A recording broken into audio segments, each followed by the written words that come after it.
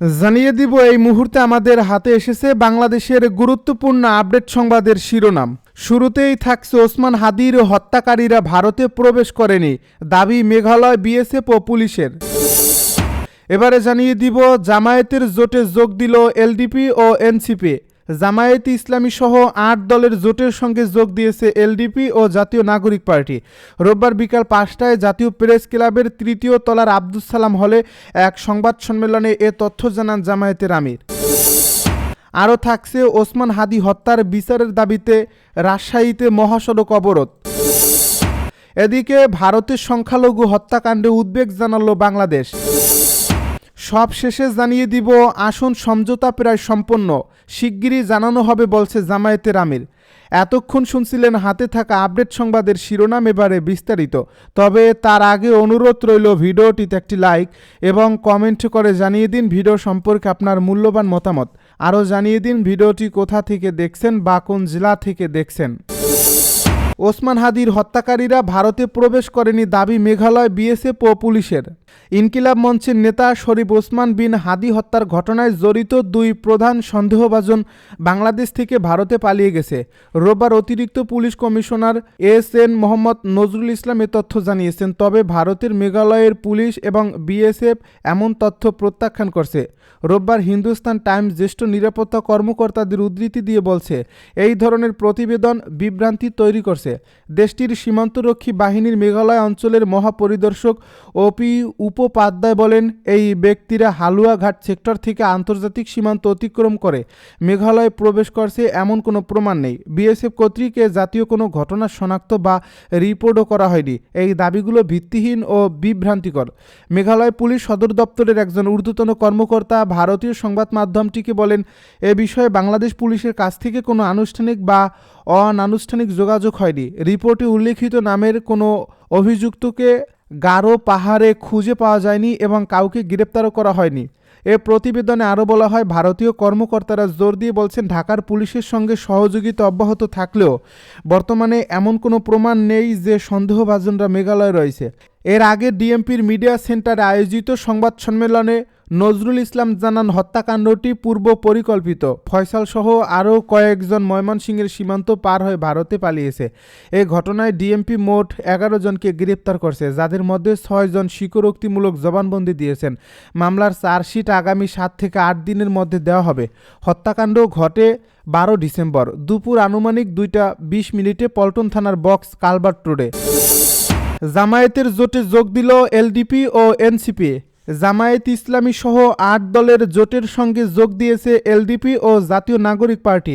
রোববার বিকাল ৫টায় জাতীয় প্রেস ক্লাবের ৩য় তলার আব্দুস সালাম হলে এক সংবাদ সম্মেলনে এ তথ্য জানান জামায়াতের আমির।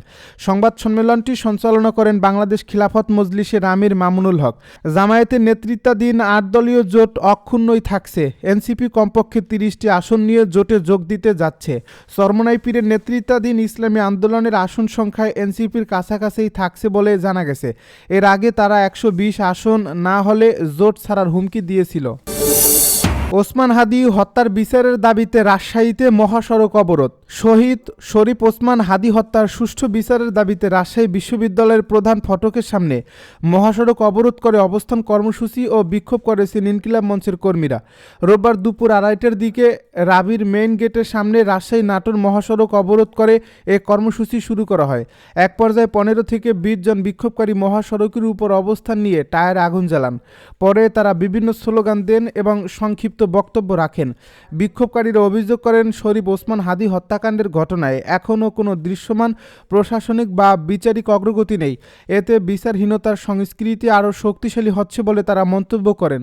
অবস্থান কর্মসূচিতে অংশ নেওয়া শিক্ষার্থীরা বলেন, দ্রুত সময়ের মধ্যে হত্যাকাণ্ডের সঙ্গে জড়িতদের গ্রেপ্তার করে আইনের আওতায় না আনা হলে আন্দোলন আরও কঠোর করা হবে। এদিকে মহাসড়ক অবরোধের কারণে রাজশাহী নাটোর সড়কে যান চলাচল ব্যাহত হয়, ফলে রাস্তায় চলাচলকারী সাধারণ মানুষকে চরম দুর্ভোগ পোহাতে হয়।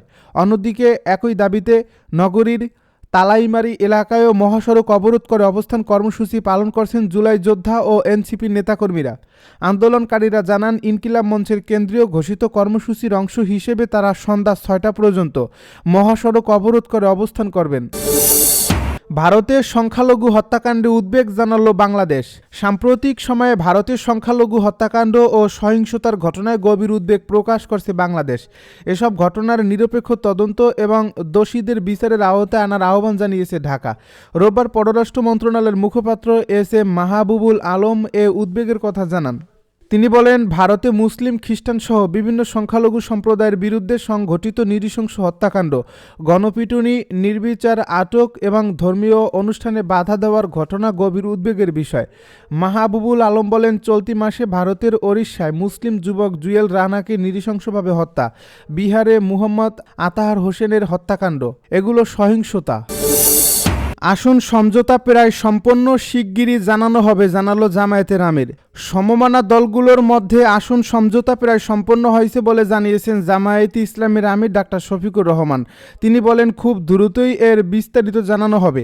একই সঙ্গে ঘোষিত তারিখের যেন কোনো হেরফের না হয় এবং নির্ধারিত সময়ে জাতীয় নির্বাচন অনুষ্ঠিত হবে বলে মন্তব্য করেন তিনি।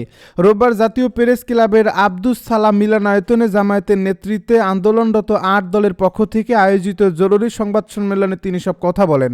ডাক্তার শফিকুর রহমান বলেন, দেশ যে সংকটময় সময় পার করছে সেই বাস্তবতা থেকে প্রিয় বাংলাদেশকে সামনে এগিয়ে নিতে শোষণ, বৈষম্যহীন, দুর্নীতিমুক্ত ও মানবিক বাংলাদেশ গড়ার অঙ্গীকার নিয়েই 8টি দল দীর্ঘদিন ধরে একসঙ্গে কাজ করছে। এরই ধারাবাহিকতায় আজ আরও 2টি দল, কর্নেল অলি আহমেদ বীর বিক্রমের নেতৃত্বাধীন এলডিপি এবং এনসিপি এই জোটে সম্পৃক্ত হয়েছে। তিনি জানান, এনসিপির সঙ্গে এরই মধ্যে বৈঠক সম্পন্ন হয়েছে। সময় স্বল্পতার কারণে তারা সংবাদ সম্মেলনে উপস্থিত থাকতে না পারলেও দলের আহ্বায়ক নাহিদ ইসলাম সরাসরি বৈঠকে অংশ নিয়ে তাদের সিদ্ধান্ত জানিয়ে দিয়েছেন। শিগগিরই এনসিপি আলাদা সংবাদ সম্মেলনের মাধ্যমে তাদের অবস্থান পরিষ্কার করবে। জামায়াত আমির বলেন, 300 আসনে নির্বাচনী সমঝোতা নিয়ে দলগুলোর মধ্যে আলোচনা হয়েছে এবং প্রায় সব আসনের সমঝোতা চূড়ান্ত। শেষ পর্যায়ে যুক্ত হওয়া 2 দলের কারণে কিছু কারিগরি বিষয় রয়ে গেছে, যা মনোনয়ন দাখিলের পর পারস্পরিক আলোচনার মাধ্যমে সমাধান করা হবে বলে তিনি আশাবাদ ব্যক্ত করেন। নির্বাচন প্রসঙ্গে ডাক্তার শফিকুর রহমান বলেন, ঘোষিত তারিখেই একটি সুষ্ঠু, অবাধ ও গ্রহণযোগ্য নির্বাচন অনুষ্ঠানের জন্য তারা সর্বাত্মক সহযোগিতা করবেন। সরকার ও নির্বাচন কমিশনের প্রতি আহ্বান জানিয়ে তিনি বলেন, এখনও সবার জন্য সমতল মাঠ তৈরি হয়নি। সাংবিধানিক ও নৈতিক দায়িত্ব পালনে নির্বাচন কমিশন ও সরকারকে নিরপেক্ষ থাকতে হবে। কোনো ধরনের পক্ষপাত, ভয়ভীতি বা লোভ লালসার কাছে নতি স্বীকার করলে জাতি তা মেনে নেবে না।